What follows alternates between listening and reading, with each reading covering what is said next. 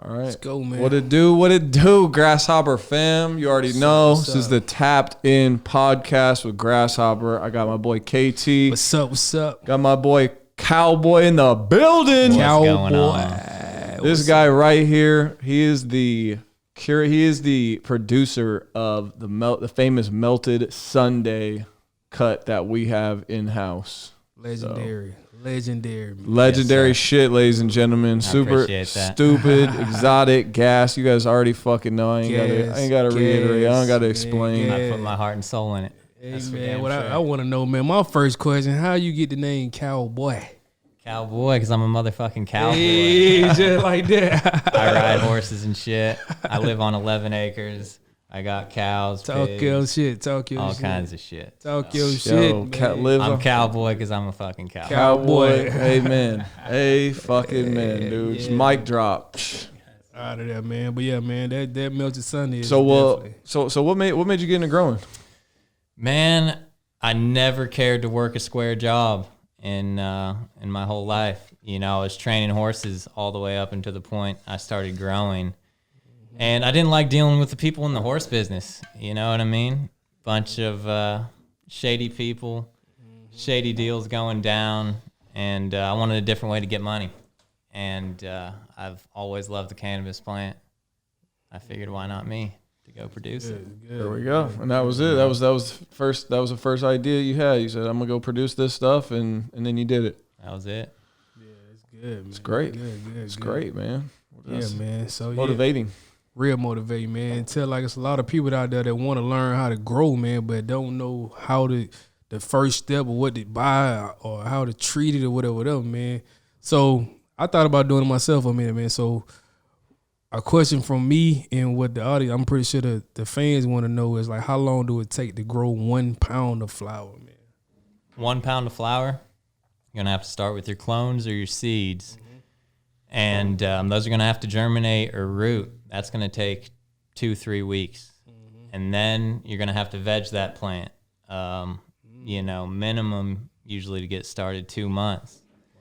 And then you have your flower cycle of 9 weeks. So you're looking about 6 months from the time that you cut your clone or pop your seed to the time you can pull a pound out. So that's 1 pound? That's 1 pound, depending on how many lights you have and how many plants you have in flower. Man, wow, you know, is going to dictate how many pounds you get. But. So all the people that's saying, like, everybody's saying, oh, man, the weed is too expensive, this and that. You hear how much work go into this 1 pound of weed, man. Oh, man, the work, the investment, everything that goes into it, the risk, you know, it's worth every penny. It's worth every penny. Speaking of every penny, what the profit like, though, man? The profit can be good if you're doing good, you know what I mean? But there's a lot of losses to take. There's a lot of bumps in the road. It balances out. But I mean, if everything's going smooth, you can be profiting 300-400%. Wow. You know, per run. We get it. Yeah. That's great, man. So basically what you're saying is, you know, if you're not growing bubbas, you know, and you're growing fucking exotic indoor, then you're pretty much good. Exactly. Yeah. And the thing is, you can make it growing bubbas too. You know, there's people growing bubbas hitting 3-4 pounds of light, and with exotics, it's harder to get those higher yields a lot of the time. Wow. You know, cookie strains, it's harder to yield that much a lot of the time. Wow. Yeah. So, but you're growing sativa, you're growing lower end shit, you're getting higher yield, you're getting lower tickets. And it's balancing out that way. You know what I mean? Yeah. What do you mean by higher yields and lower yields? Like, what do you mean by that? Every strain is going to yield a different amount. Okay. You know, say you have 8 plants of this strain under a light and 8 plants of that strain. Eight plants of Bubba and 8 plants of Runts. They're both going to yield completely differally under the same light. Oh, okay. Makes sense. Yeah. You know so you could get some. You could probably saying you could get 2 pounds. So you really, the goal is you put a certain amount of plants per light. You know, if you got like 5x5 area square, area for one light, and you put a certain amount of plants in there, you're guaranteeing you're trying to get a certain amount. Like there's a standards, like, you know, what's the standard now? Like 2 pounds of light. That's like minimum. 2 pounds of light's a high goal. You know what I mean? Realistically, what most growers are getting out there is a pound to a pound and a half. No shit per light. Yeah. Holy shit. Everyone's shooting for 2 pounds of light from what I see. And, really? So two's not a standard. It's like two's not a standard by any means. It's a goal. It's absolutely a goal. Wow. I've been hearing different information this whole time I've been in the game. Like I've heard people saying, yeah, 2 is minimum. If you're not doing 2, there's something wrong. And then people talk about like 3 a light, you know, people are talking like 3 on some glues or some shit. Like it always depends on your strain. It always depends on your environment. You know what I mean? But there's so many growers out there. You can make it on a pound of light. You know what I mean? You're making money. You're not getting rich, but for sure you're getting by on a pound. It's honest work. That's it. That's speaking of honest work, man, like for cowboy, just on just a regular day of growing, man, how many hours like do you work? Day in the life of cowboy. Just daily. Man, the labor isn't that intensive for me. I got people working under me. You know, shout out my boy Blaze back home. Shout out Blaze. Shout out Blaze. What's up? He manages it. He holds it down. He's in there watering. Reduces the labor on my end a lot, but my mind works 24 hours a fucking day. How can I make my grow better? Yeah, you know what I mean? 24 hours a day, 7 days a week. True business owner. Christmas Day. Brand owner. Yeah. You know what I mean? Yeah. The mind is always working. Always working. As far as intensive labor, you know, I'm working 1-2 hours a day. It's mostly driving to the hydro store. Yeah. Shit like that. Delivering packs. Yeah. Fucking love it. Anything having to do with the money. Basically. That's it. But pulling leaves like a motherfucker. That's the most labor intensive thing. Pulling leaves. You know, I'll get in there and pull leaves 4 hours straight. Like foliating type? Yeah, defoliating.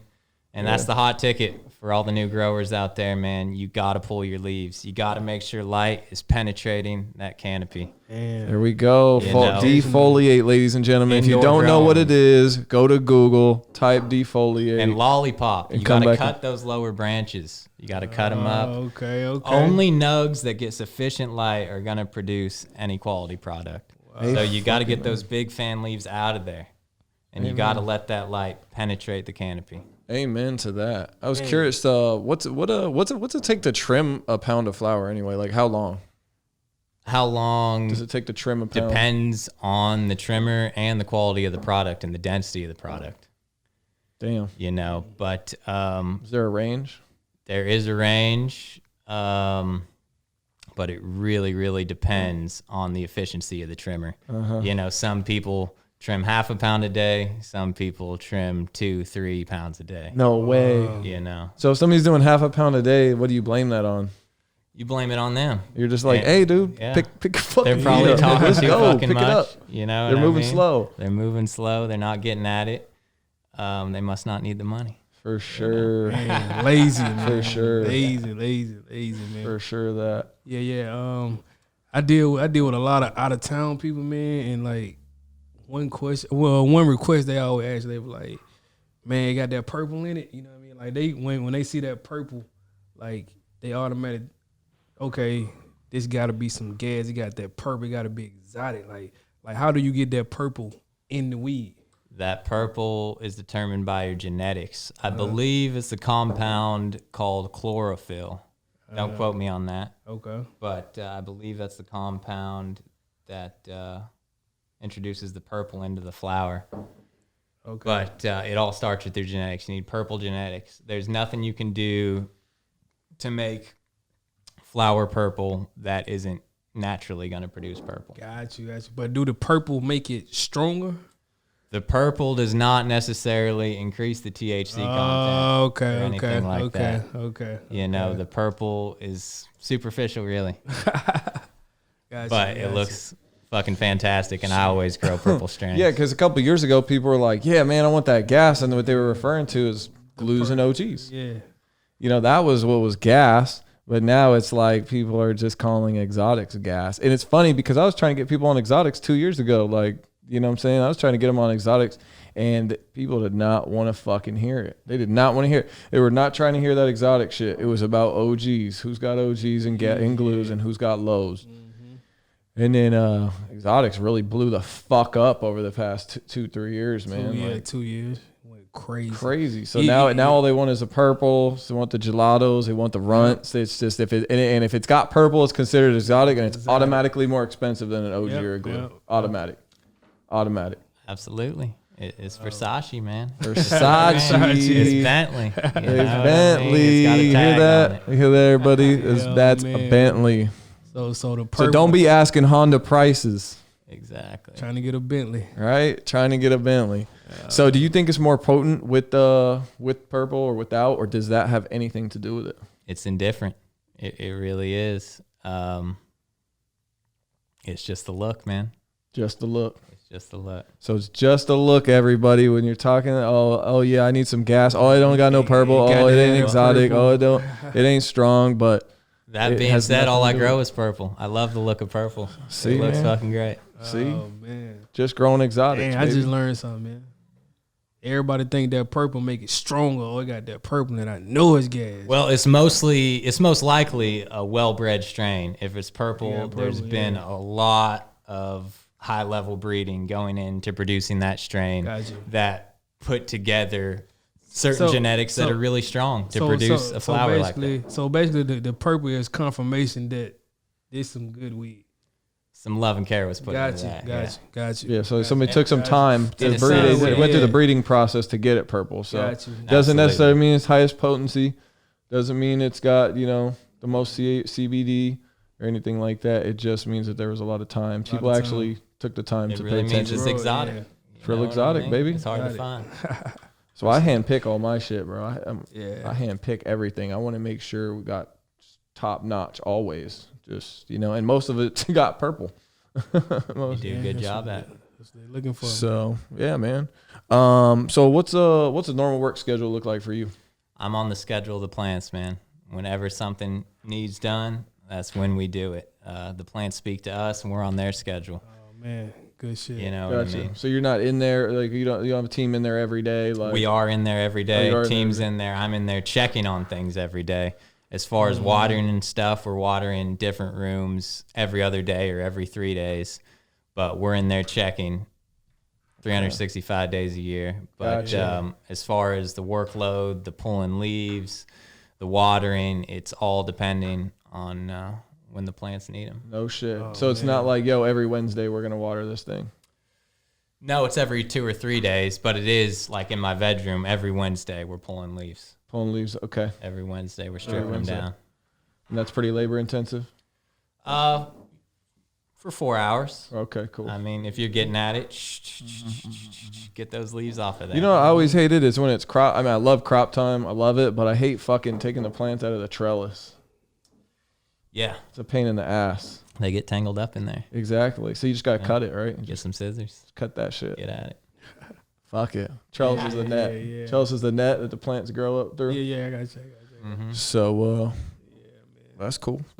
So, you grow exotic indoors, high quality indoors. Do you notice changes due to like seasonal changes? Do you notice changes in the market due to seasonal changes like crop season, for example, with all the outdoors in NorCal? Do you notice a difference in the market? Like every time the outdoors hit, it's a tsunami. Prices go down, man. It's a flood. Every time. Over time. And it's not comparable. You know what I mean? The market's flooded with something completely different. It's an entirely different product. Yep. When you look at these outdoors or you look at my packs, you know what I mean? But still, it affects mine. Mm-hmm. Yeah. To a crazy degree. 100%. Yeah. The flood, all that product coming down. And everybody feel that, from you to all the way down to the distro, the vendors. I mean, everybody, man. Like, when it go down, like, everybody feel it. No doubt. Everybody feels it. Everybody feel it. Everybody feels it. So, it's, I think, like I was telling you in our last episode, I think a huge problem out there is just a lack of information. I think a lack of information, lack of the education in the cannabis space allows people to keep fucking with McDonald's of the weed. People go for the lows. They go, and a lot of people say, they don't have the money.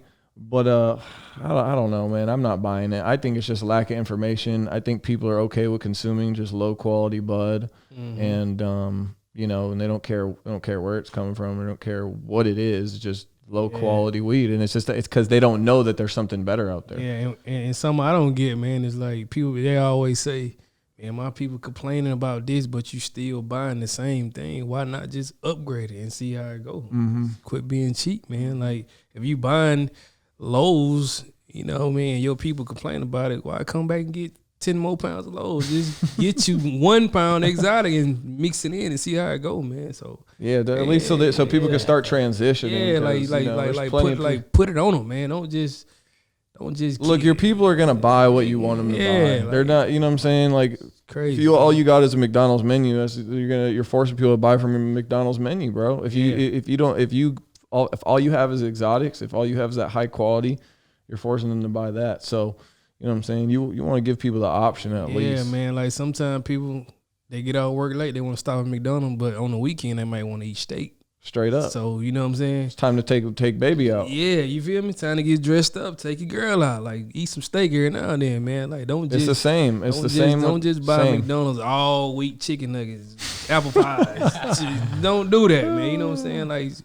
Yeah, for sure. It's crazy. For man. sure it's that. Crazy. Yeah, you'll see the price changes all year long. It's it's always fluctuates, it's inevitable. man. All that stuff runs out, and then everyone's scrambling to find work, and things go back up.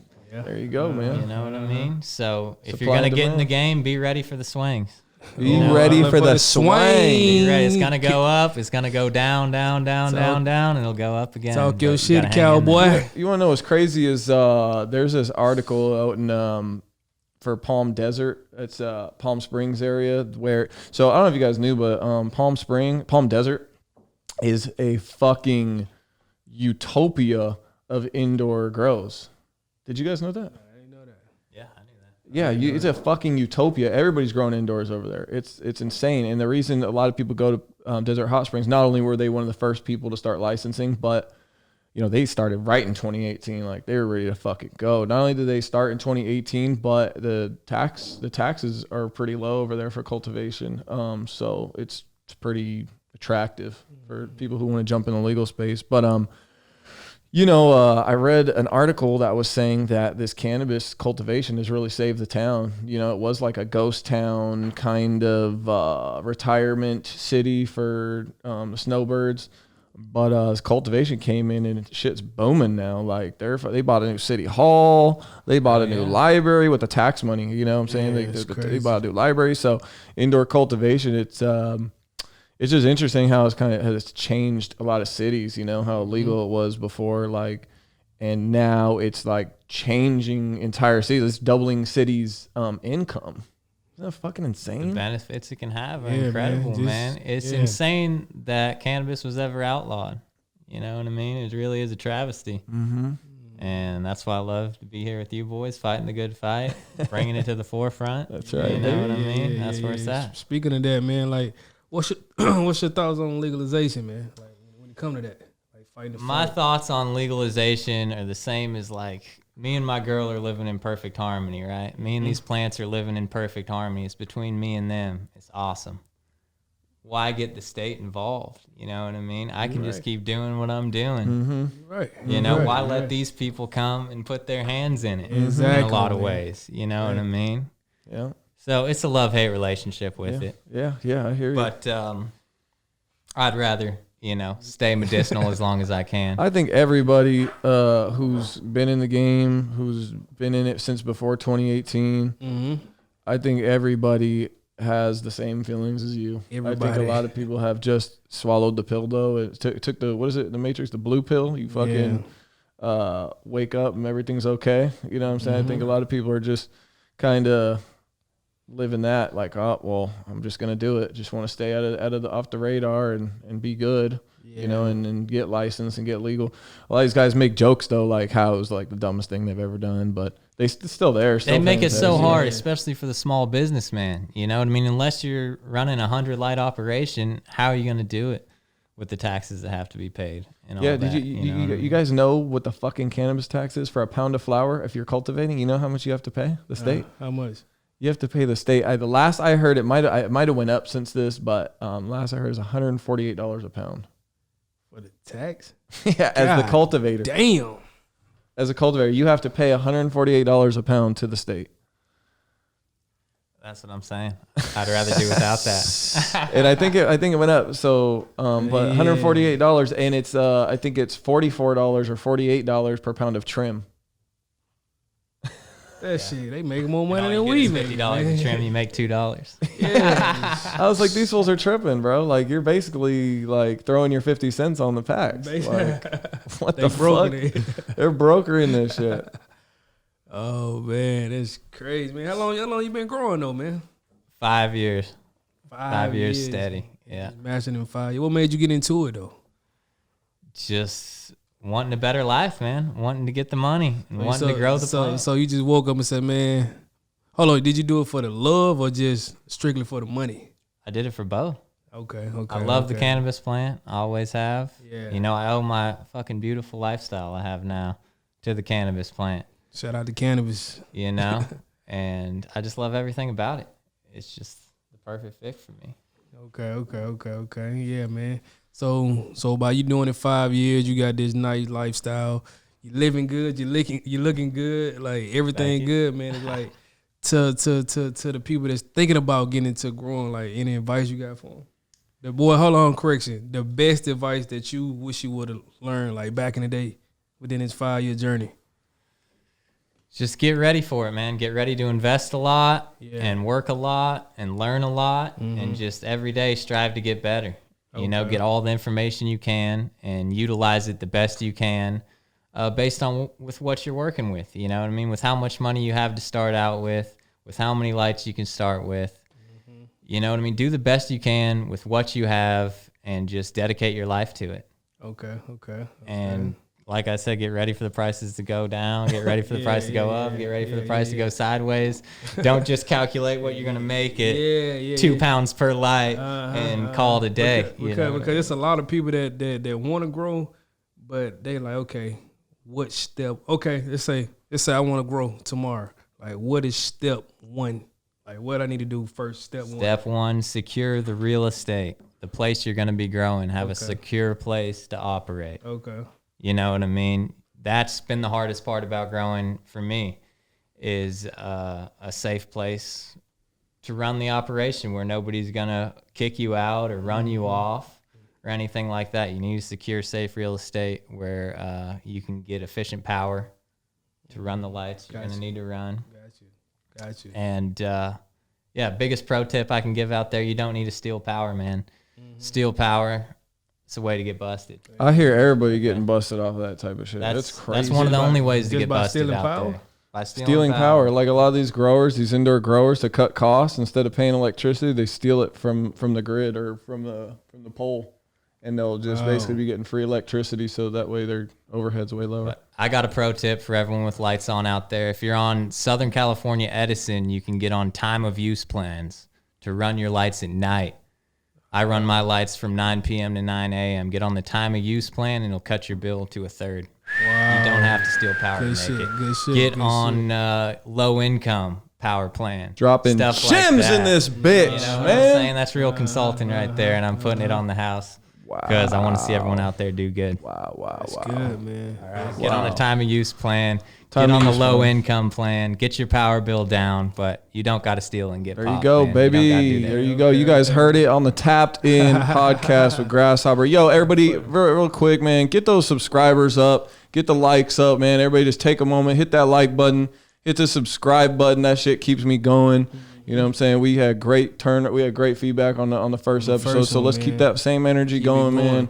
Subscribe, like, drop a comment. You already know. Yeah, hey, let's add somebody on there, man. Let's tell, you know what I'm saying? Tell the people, join in, man. Join in. What in here? What's up, man? Yeah, just tell them, you know what I'm saying? Somebody want to join in. Anybody want to join in, man? Come on. Hit that request. Yeah, just hit the request. It's a request, baby. Let's go. Yeah. But yeah, man, just a quick little addition to that question I just asked. I guess, okay. Step one, the real estate. Join up. Step two is like, how much money do I need to, like, what's the minimum capital that I need to get it going, man? Just scientists, join in, baby. Yeah. You know, to start out, let's say a 10 light room. You know, if you're doing it commercially, if that's all you want to do for a living, you're going to need about 10 lights, I would say. And you're looking usually at 40, 50,000. Okay, it's pretty reasonable. Yeah. Okay, but within that 40, 50,000, like what could you produce, like with that 40, 50,000? If you're hitting good numbers, everything's going smooth. You're going to be pulling 2 pounds of light. You got 20 pounds of light every 10 weeks. I mean, you got 20 pounds of harvest every 10 weeks. If you're getting, top exotic, 3K. You know what I mean? You're getting 60K every 2-3 months. So there we go, winning, and you got overhead and shit. What would you say are some of the pitfalls for as a farmer? What are some pitfalls that you encounter? Things that just happen that are unforeseeable. Or things that you could have been avoided but just didn't. Pests, man. Pests, pathogens, funguses. Things of that nature are the biggest problems you're gonna face out there. You got to keep those rooms clean. How do you like prevent against pests, against pathogens, and any other like health issues that get into your farm? How do you prevent that? Or preventatively, you can just keep a clean, perfectly sterile environment the best you can. You know what I mean? But where most people run into trouble, you got some good genetics going, you got your plants up and running, and you bring in some outside cuts, outside plants, things like that. They're going to bring a bunch of bullshit into your rooms from other people's dirty rooms. Didn't you just have an issue? I'm struggling with an issue right now, fungus issue, where I just brought in some outside plants. I never have for years because I knew the dangers, but I went for it, brought in some nice genetics, but they were infected with some funguses, and now I'm dealing with that. So I'm going to have to restart. I'm thinking about tissue culture cloning my top genetics. Got you. To restart those pathogen-free. It's one of the only ways to do it. For those for the viewers out there, what's tissue culture? Tissue culture is a very scientific form of cloning and essentially restarting your phenotype, your genetics, in a lab. What are the benefits of tissue culturing? Why culturing, would somebody do that over cloning? So say I'm struggling with this fungus that is infecting generation after generation. No matter what I spray, no matter what I do, you're not really going to get rid of it. You can tissue culture, clone a plant to be pathogen and pest and pesticide free. Gotcha. Oh shit. So that'll like get rid of the whole pest deal. So from there, you just got to make sure that you have a clean room and you're good to go. Yeah. And make sure nothing new comes in. Good shit. And keep your stuff clean, man. Clean those rooms. Clean those rooms. A question I want to ask you, man. This for the streets. I'm with the streets. Like, come on. He said, Cowboys, I'm from the streets. He from the farm, baby.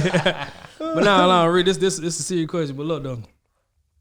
Right now, it's so many remixes on the names out there on this weed, man. It's like, okay, as a grower, do you name the product how it turned out? Okay, just say this is some strawberry lemonade. Do you name it after it's done? Be like, oh, this smells like strawberry lemonade, or you go into it like, I want this to smell like strawberry lemonade.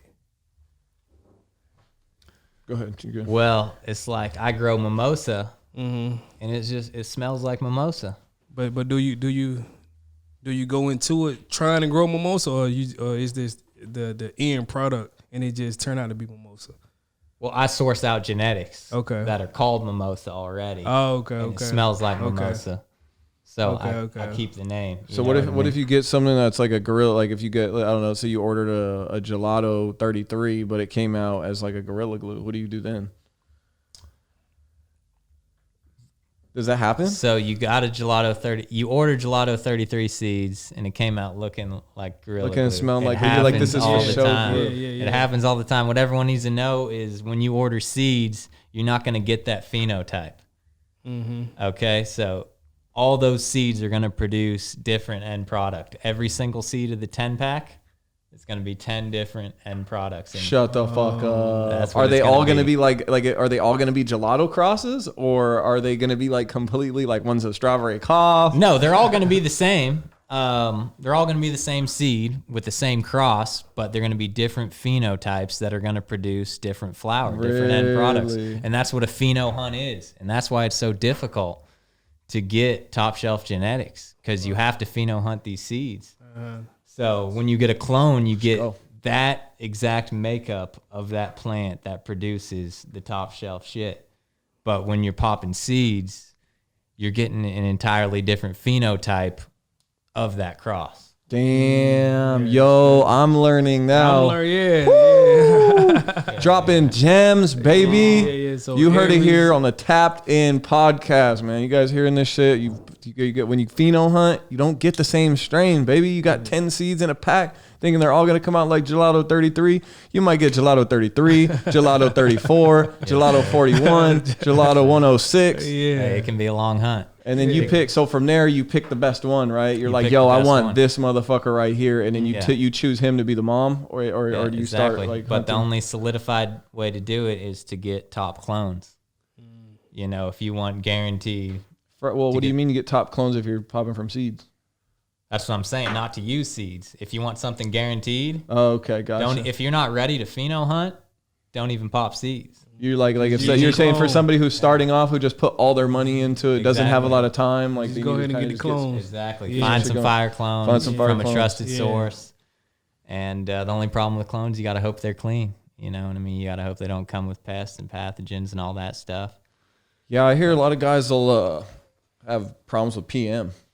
Yeah. PM. And for those of you who don't know what PM is, I know everybody's throwing up question marks right now. PM is powdered mildew.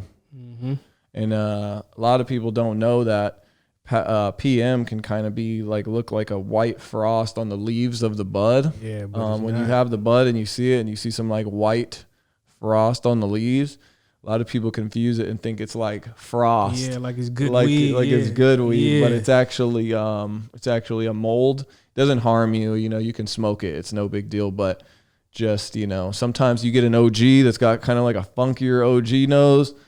Is chances are it might have PM, and you can look closely and check it out. But I hear that all the time, man. Yeah. But might smell a little sour. Do you find that kind of PM smells? Yeah, it's a little sour. A little sour smell too. A little sour for sure. You can really tell when the OG's got some PM. I can't tell you how many OGs I've seen with PM, smelled with PM.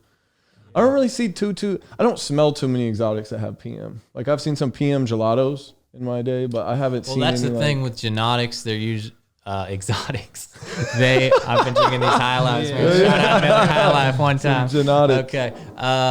The genotics is genetics. That they are a smaller nug profile. It's usually the fatter nugs are more susceptible to PM and rot and shit like that. So the thicker, the fatter, the more the humidity is going to affect those bigger nugs. Gotcha. Okay, so that would explain why you don't see too much PM on exotics, or like even especially like cookie strains. Absolutely, because you get the small buds, smaller bud profile. That's good. Interesting. You have any health issues on the farm, man? Like just something that sometimes you run into that you just know like this can't be safe. Like it could be mildew, anything, man. Like anything health related. On the plants. On the plants. On the plants? Yeah. No, not to my experience. I mean, the biggest thing people do to make a plant unsafe is spraying some gnarly pesticides on them. Yeah. You know what I mean? And I do everything I can not to do that.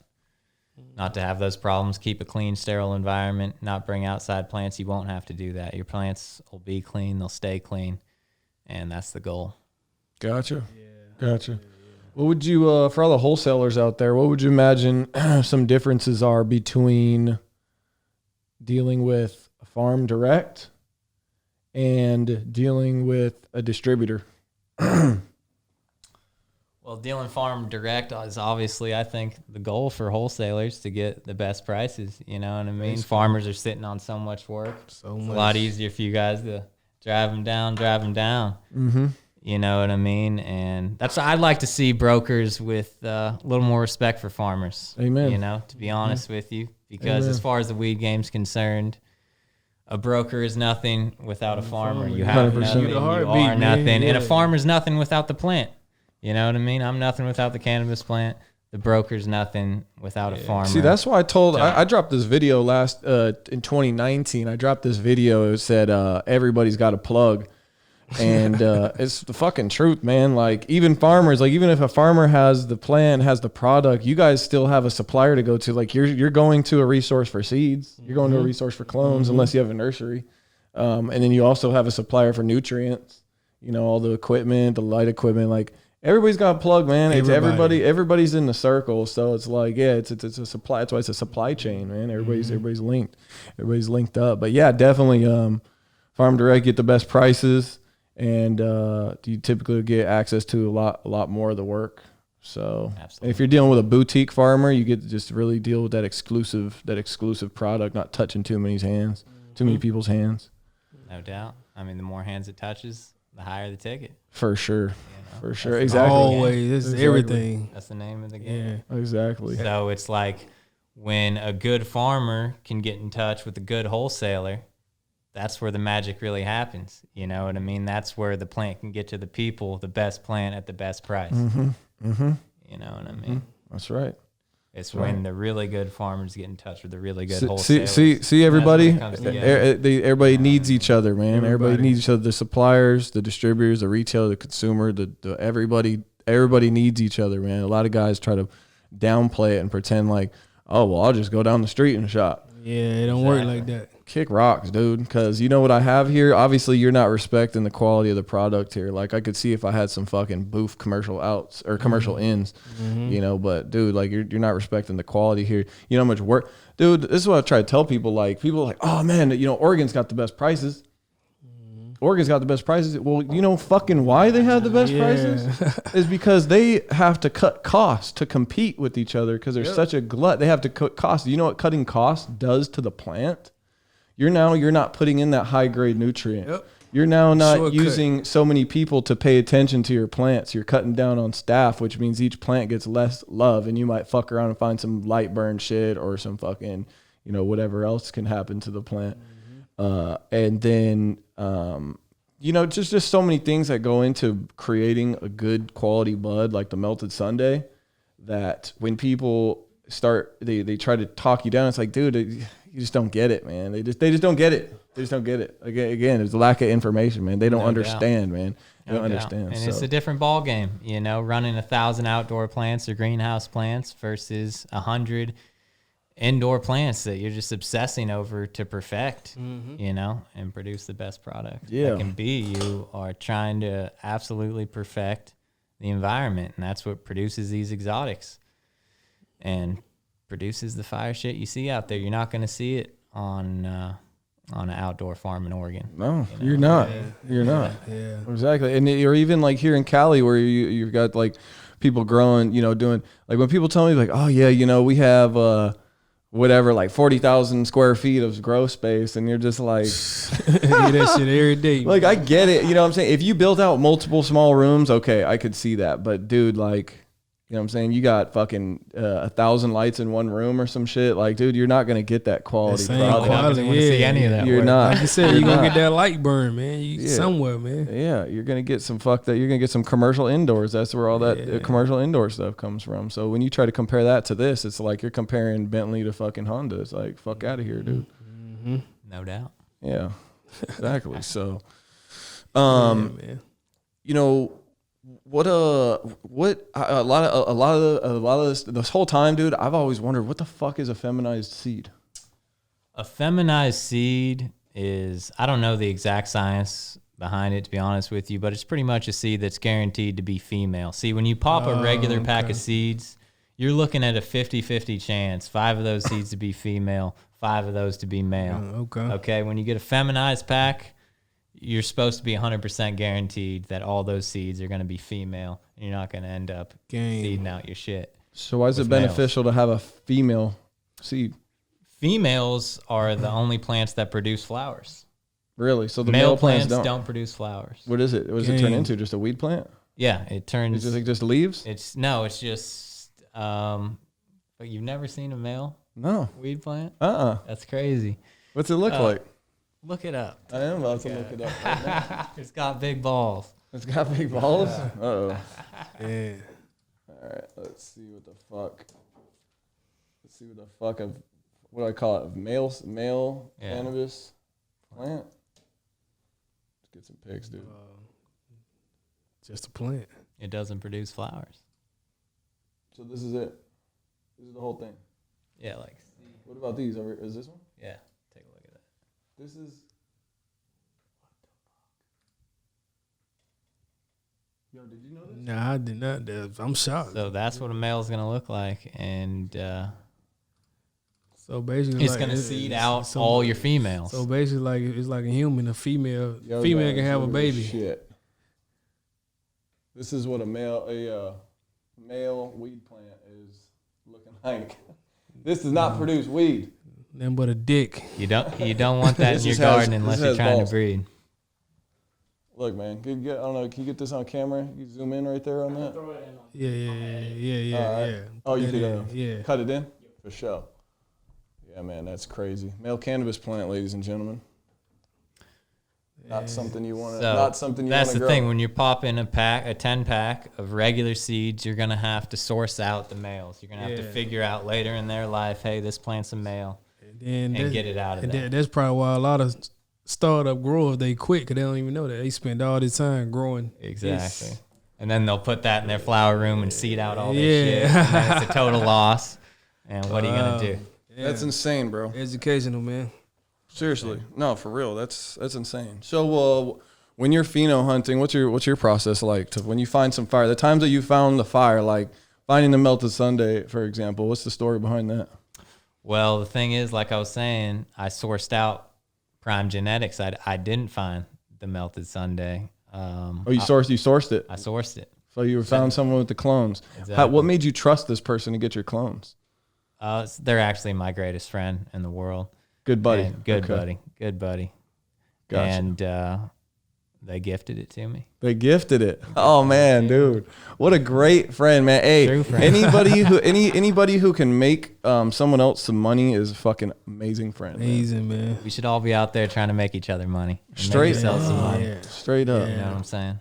Straight up. Always, man. So he gifted. How'd you know that it was going to be good weed though? Had you already saw the flower? I'd been trimming his fucking weed for a couple years before I hopped in the game.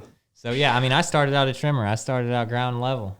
Boom. I started out helping people pull leaves in their gardens, learning shit. You know what I mean? Doing anything I could do to be a part of it. And then one day I was like, man, I can do this myself. Yeah. There we go, baby. No looking back. I mean? There we go. See, man. So get involved if you want to get in it. I mean, who do you know that grows? Go help them out. You know what I mean? Go see what they're doing. See how you can do it better. See how you can do it like them. Dropping gems, dog. Yeah. Hey, like honestly, shout out to everybody who's ever worked for Grasshoppers. Shout out to anybody I've had the pleasure of working with. You know how many people have gone off and done their own shit after Grasshoppers? Learn you know the how many game, people man. have went off become millionaires or shit, at least touched their first 6 figures because of Grasshoppers. People come in, they get under the umbrella, they learn a thing or two, put some shit together on their own, and bam, man, they're off. They're independent, dude. Spread their wings, man. Spread their wings. The key thing he said is get involved. Once you get involved and see how this shit work, it's over. That's number one, Exactly. baby. Yeah. It's number one. Get involved. Get in the game. Start trimming. You know what I mean? I trimmed for a year or two just to pay the bills on my farm. You know what I mean? I trim 7 days a week, fucking 12 hours a day, making $300-400 a day if you can trim, pound and a half, 2 pounds. Now look at At $200 a pound, it'll pay your bills. Now you're working 1 hour a day. Yeah. But you got to do what it takes to get there. Do it, You yeah. gotta climb the fucking mountain. Love it. Get involved, man. Love it. Get involved, everybody. Yeah. It's just, Hey, I'm hiring. Tap in. You know, hit that comment section. I got you, baby. Got you. yeah, man. It's just like I look at it. Now that you say that, it's just like you 16, you driving your mama car. You learn how to drive good. You want to hang out a little bit. What you gonna do? You gonna be like, shit, I want to get my own car now. Mm-hmm. You spread your wings. Spread your wings. How long you been growing?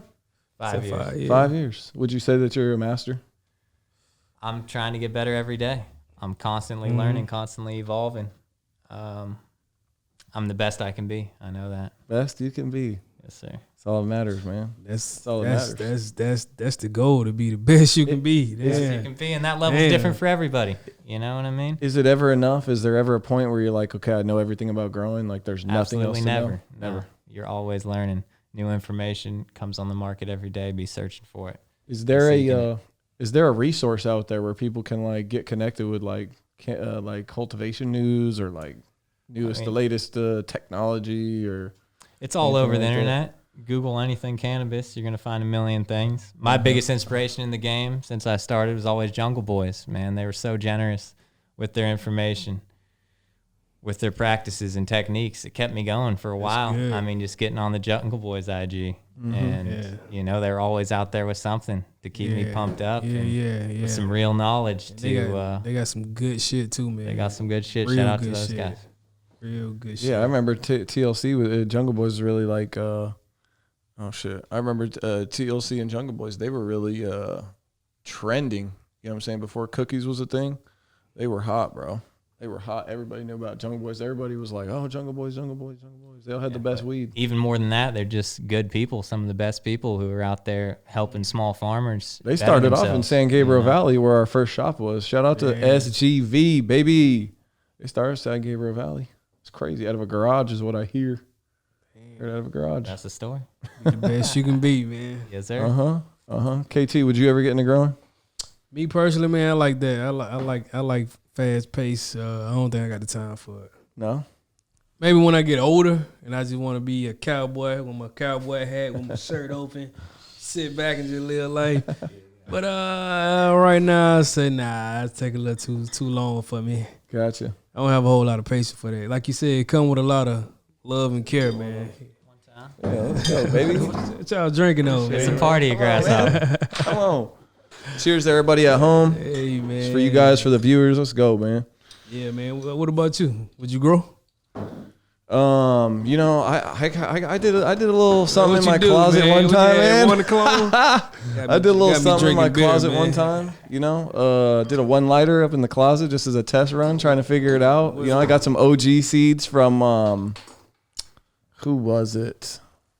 I got some OG seeds from some random online, but then I remember I got some what is it? It was some Banner OG, David Banner OG seeds from Dark Horse. You heard of Dark Horse Nursery? Oh yeah.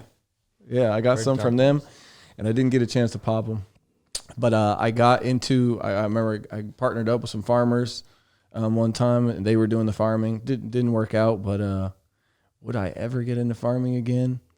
I think for me, man, I can see it. I think for me, I know my lane. I know what I'm good at. That's what I was trying to say. And I think I think a lot of guys in the game, they kind of get overconfident and they start trying to switch up lanes and try to do it all. They want to be the farmer, the distributor, the retailer, the consumer. Like wearing too many hats gets too complicated, and there's just not enough time in the day. That's why everybody in the supply chain is so important.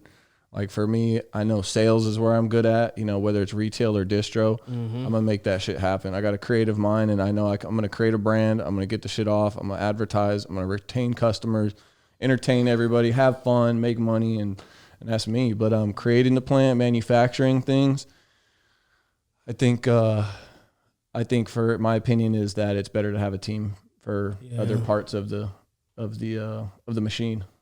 No doubt. And that's why I like to stick to farming, you know what I mean, and deal with a badass wholesaler. Yeah. You know what I mean? That's what I was about to ask. Would you get into what we doing? I am into it, but you know what I mean? My energy is so focused on growing, I can't do it for real the way you guys are doing it. Gotcha. I mean, I'd like to think I can, but one person only has so much energy. Exactly. You know what I mean? Exactly. So exactly. I like farming. Running a store, running a brand, it's not easy. You know, but I noticed the common theme between the farmers and the retailers, or even the distributors and the retailers. No, really the farmers and the retailers over the years. So I've been doing this a long time. The retailers want to grow. The growers want to retail. Yes, sir. The grass is always greener, dude. Yeah. Grass is always greener. Yeah, the athletes want to rap. Absolutely. Rappers want to be athletes. Straight up. If you're getting money, you're getting money. Keep at it. Yeah, man. Do what you're good at. I mean, I'm not saying to try new things, but you know. I think I can do it for fun, man. Just to say, look what I did. That's about it. Yeah. I don't think I can come in a room every day and see this plant looking the same. I quit, man. I ain't gonna lie to you. Like, I'm like, damn, this motherfucker ain't doing nothing. Like, you know what I'm saying? It just be. I don't think I got. Hey, did you guys know? Give it a few weeks. Did you guys know weed is legal in Colombia? Nah, I didn't know that. Colombia, the Latin American country, weed is legal. It's medical.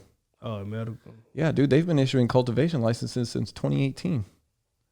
These That's a motherfuckers long have time. over 900 licenses out right now in 2021. It's Doesn't fucking surprise insane. me, man. It's going worldwide. It's fucking insane, dude.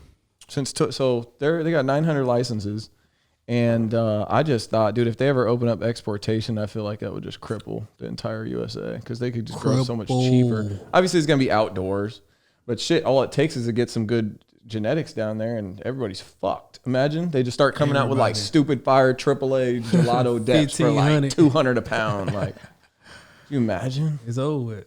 But it's just not that easy. You know what I mean? I mean, obviously, it's not gonna be like Farming's indoor, complex. but Farming's complex. You know, not many people can do it in the top 10% of the exotics Skill you're set. searching for out there. got skills. You know You what I got to mean? have a skill set. You got A to. regular Joe can't go out, throw some seeds in it, and expect the sun to grow it. It's not going to be the same. Gotcha. Fucking Cowboy, talk your shit. Well, you know, we're gonna get ready to wrap this thing up, but shit, can the people find you anywhere? Is there, or are you just behind the curtain? You're dealing Meet with me in public. Hey, Probably it's just that meet me simple. Grasshopper. You're not You know what I in. mean? Yeah, You're not everybody in. like, oh yeah, I'm finna call him. Nah, you gotta bump into it. Shit, the creator of Melted Sunday in this bitch, man, Conrad, man. Everybody fucks with the Melted Sunday. It's Yeah, dude, we gonna fire have genetics. that logo right. Man. What's the thank actual you guys for genetics that. on it? What's the genesis of it? That's the Sunset genetics. Sherbet. The Sunset Sherbet is Girl Scout cookies and pink panties. Gotcha. So there you go. That makes Sunset Sherbet, which is the Melted Sunday. So you guys are smoking Sunset Sherbet, man. It's fucking fire. Gelato nose, just insane. Gas. Come and get it. Come and Gas. get it So, right here, gas. Grasshopper. There we go, baby. And we'll end it on that note. Everybody go ahead. I hope you guys enjoyed this shit. Tap in. Go ahead, hit that like button, hit that subscribe Right. button. That keeps us going. Get them fucking numbers up for us. You already know what it is, man. It's Grasshopper. We tapped in podcast with Katesy. Yes. My boy Conrad. Appreciate you, man. One time. Thank you, bro. Appreciate you, man. Grasshopper is the friend of the farmer. He's a friend of mine. Come Amen. fucks with him. Amen, baby. Let's go, man. You already know. Real educational, man.